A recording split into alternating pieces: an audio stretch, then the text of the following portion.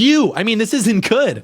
And of course, we needed technology to optimize human potential, increase productivity, limitless capability. People aren't more productive, though. They just use technology to zone out. They use it to order food and stare at the screen so that they can eat garbage while staring at the screen. When's the last time you ate a meal without staring at a screen? When's the last time you went one day without looking at a screen? It's always been understood that life is a cycle and that to live forever is as equally tragic as to die prematurely, since the meaning of it, and of all things, comes from scarcity and uniqueness, right? But there's no scarcity and there's no uniqueness in a completely interconnected, syndicated, mass-marketed, hedonistic, and nihilistic society, because they've sacrificed meaning for pleasure. And since they have no meaning, they fear death, because if all life is the acquisition of pleasure, then the end of that is terrifying. They don't know God because God has rules, and rules by definition constrain one's desires, right? And so they don't have meaning, and so they fear death. They don't view life as anything more significant than like a checklist with all the things they want to do on the checklist. And so the anxiety is rooted in the basic economic principle of the limited time against the limitless potential of the checklist. All the things I want to do.